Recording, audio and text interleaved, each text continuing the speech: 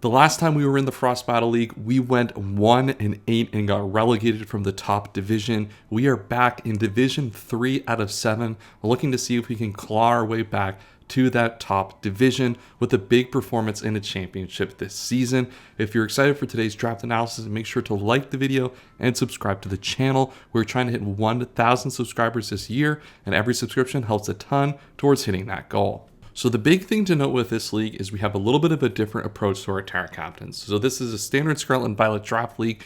Usually if you're playing on something like Smogon or other draft leagues, you're going to have a Terra budget. So let's say you have 28 points, and that is the max amount of points that your Terra Captains can be through your entire draft. So let's say I have Terra Zarude and Terra Mesprit. Terra Zarude usually 19 points, Terra Mesprit 9 points.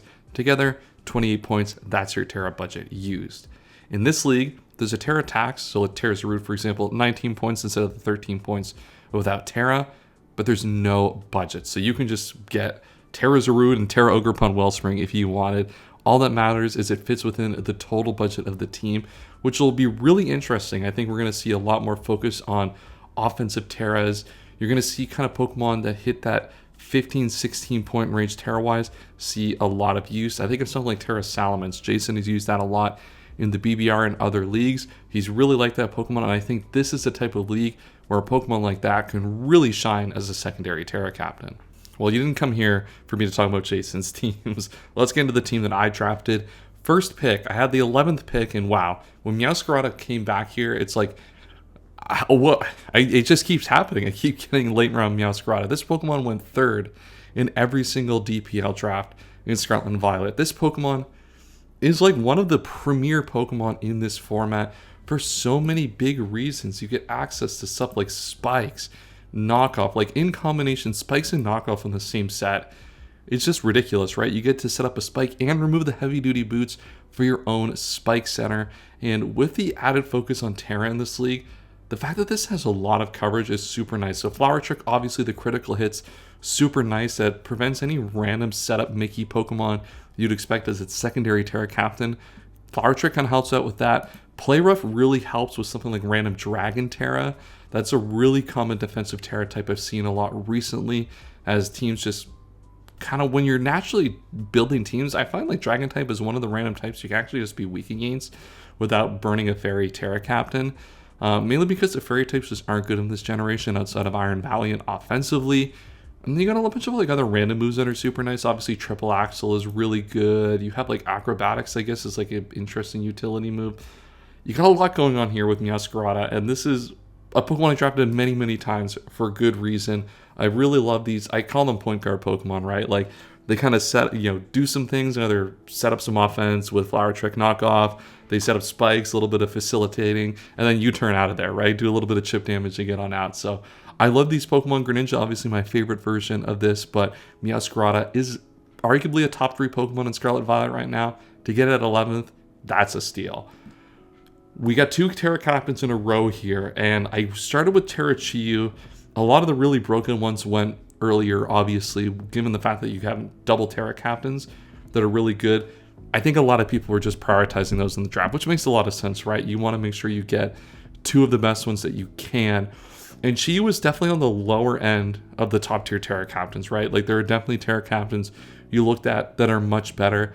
But if you think about Meowscarada and you think about, if I'm setting up a sequence for Chiyu to be good in, I want Pokemon that can U-turn, Volt Switch like the next Pokemon, Baton Pass. I want ways to get my Chiyu in for free into advantageous matchups. And Meowscarada 1 does that very, very well. A lot of the Pokemon you would expect to switch into Meowscarada are really taking advantage by Chiyu. I'm thinking of those steel types mainly. You do have low kick obviously with Meowscarada, but this Pokemon takes advantage of steel types to the max. Overheat, Terra Fire, for example, so broken, does so much damage. Like look at this, 135 with the Beads of Ruin, great coverage with Dark Pulse, and the Terra really unlocks this Pokemon, right?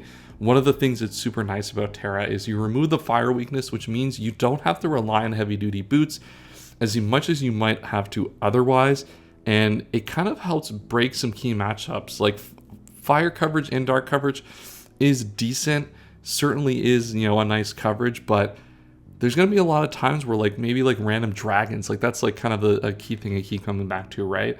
dragons or waters, Pokemon that block your overheat, Dark Pulse still does a lot, but you want to not be forced to click Dark Pulse as often as you are. And you can use your Terra to force situations where you get more free overheat clicks as often as possible, or get a super effective coverage move for the overheat resist. I really like this Pokemon. I think you'll see a lot of choice specs, I think, this season, given the fact that it is my Terra captain. And with the spikes from Meowscarada, with the really good opportunities from U-turn from Meowscarada, I think this Pokemon is just going to be a dominating force on the type of team that I built. And we're going to get into a few double picks. Look, I'm trying. Look, this is a Terra captain as well, by the way. These are my 2 Terra captains back to back. Look, I don't know what you want me to say, right? Like, I've got Meowscarada, Iron Hands. Like, this is a classic combination that I built plenty of times before on this channel. And look, spoiler alert, my 4th round pick. Yeah, who would have thought? But if you think about like taking advantage of steel types, right? That Meowscarada gets walled by, Iron Hands does such a good job of that. One thing that's also like kind of relevant in this format is Volt Switch Iron Hands. I love that set, and that's a really good enabler for something like the Chi-Yu. Obviously, ground types are going to be able to block that, and there are a few decent ground types, but a lot of those ground types you think about that are common in Scarlet Violet right now, Iron Hands can take advantage of them. Like, it's really hard for Tinglu to want to switch in on Iron Hands.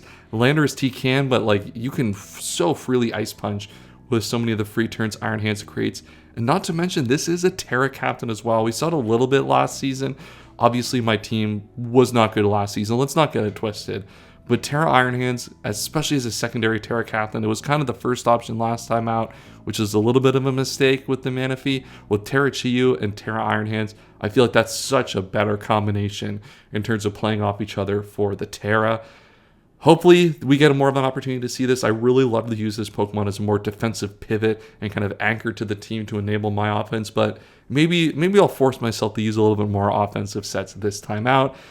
And look, 4th pick, I had to pick Screamtail, right? Look, I don't know what you want me to say, right? This Pokemon this Pokemon's broken. It's got 111 speed, it's got Encore, it's got really good bulk, and it's got the Baton Pass, right? It forces in those steel types. One of the things this team is going to do super well is take advantage of steel types, take advantage of certain Terra types as well. We have Volt Switch on Iron Hands, Baton Pass on Screamtail. We have U-turn on Meowscarada. We're going to have U-turn on our next Pokemon as well, which is the Mesprit. We have so many ways we could take advantage of momentum in this team to get free turns for Chi-Yu, free turns for Iron Hand, and free turns for one of our next Pokemon up, which is going to be super, super powerful. Obviously, this team feels like an anti-steel type draft, right? Like, we're really targeting the steel types to open up the Meowscarada.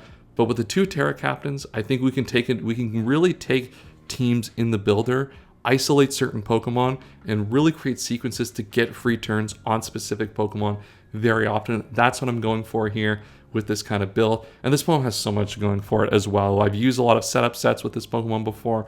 Really good hazard setter. Obviously, Encore is super good utility.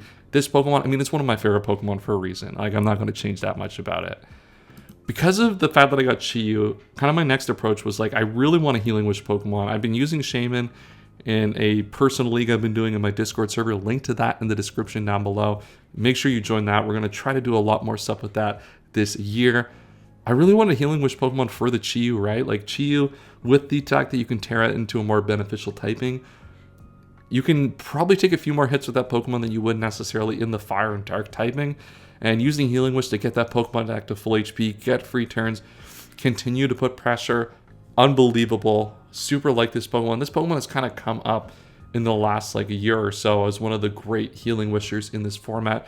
Jirachi has been really good at that role as well. And this Pokemon now often, like, you'll see a lot of this with Terrazarud. I used that example earlier in the rule explanation, but that's going to be a common combo. And doesn't really type overlap with the Screamtail at all either, even though there's a little bit of utility overlap. This Pokemon's just really good. I really like the Healing Wish defensive aspect that this set provides. And for my next Pokemon as well, definitely going to benefit from the Healing Wish. So this team, certainly a very much more, I would say a little bit, it's still got the balance feel, but very much a more offensive type of build than I am used to. And then I just took Ursula Bloodmoon, right? I've never used this Pokemon before. And I got the opportunity to pick it up at this point in the draft with my 6th pick. I had a bunch of extra points I didn't envision actually using. And I figured this Pokemon's pretty interesting, right?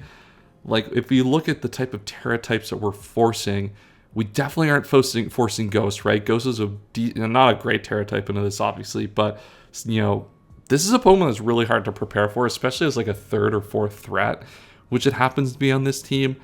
Obviously, this Pokemon, I think people have it's kind of fallen by the wayside a little bit, but I picked it up mainly because I wanted to try it out and see how this Pokemon would actually do.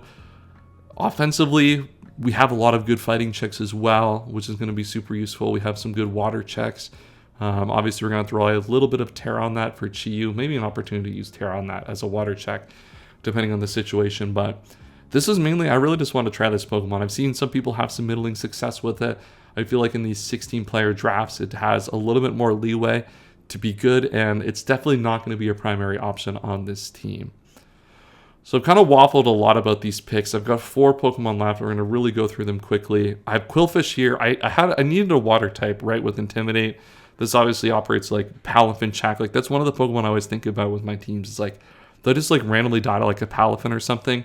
Not particularly with this team with the Terra, but good to always have like a bulky water on your team. Now, this is obviously not the bulkiest of waters, but the Intimidate helps, and it helps alleviate some of the hazard setting pressure off Pokemon like the Meowscarada and the Screamtail, which is super nice. Getting a second Toxic Spiker and having a Pokemon that it's immune to T-Spikes. I really don't think T-Spikes are that good, honestly, in draft, but people love to use them. So you kind of have to do draft deterrence to Toxic Spikes on your teams. So that's what I'm going with here. Registeel, I love Registeel. I think it's a great fairy resist. There is a little bit of a fairy weakness on my team in terms of it takes advantage of stuff like the Meowscarada on a check and the Iron Hands if it's not Terra'd. So one, have access to a good steel type. And Registeel's cheap, man. It just does the job, right? Like, Registeel, obviously, it's lost Toxic, it's lost S-Toss, it's lost a few things, but Registeel just does the job you need it to when you need it to. If you need a fairy check, it comes in, it can set up rocks, spam T-Wave, Iron Defense, Body Press, a lot that it can do here. Now, this is the last really important pick, right? I go for Dusknoir, it's 3 points. What's really good about this is I have 2 Spikers. So I really wanted a Spin Blocker on this team. I don't have Rapid Spin on my own, right? Which is like a typical draft that I pick. I'm never drafting the Rapid Spinners. I think most of them, unless you're getting like a Terapagos tier Pokemon, I think usually most of them are just pretty bad. So I wanted a Spin Blocker because it's like, I'm thinking it's like if I play against a team that has like a Terapagos or has one of these decent spinners, I want to be able to get my hazards up and at least not lose to the teams that have Spike Stack and Spin. I want to be able to at least Spin Block and we play on an even playing field. This Pokemon also does a good job of just trading for like really random threats in the metagame. Like for 3 points, this is low-key a really, really good ghost type. And if you're looking for a Spin Blocker, definitely consider Dusknoir. It's got a lot of cool stuff. It's got a lot of bulk break, 135, 135, obviously low HP, but that low HP is really good with stuff like Pain Split is super awesome with that. You have Will-O-Wisp, which is really good against various, physical attackers. You have access to Destiny Mon to just auto-trade Haze. Like, you have so much going on with this Pokemon that you can take advantage with as a Spin Blocker. And then, look, I think Sticky Webs are fake, but hey, look, I had 2 points. I'm like, well, you know what? You'll see that in my next draft, my LTM draft. I did the same thing.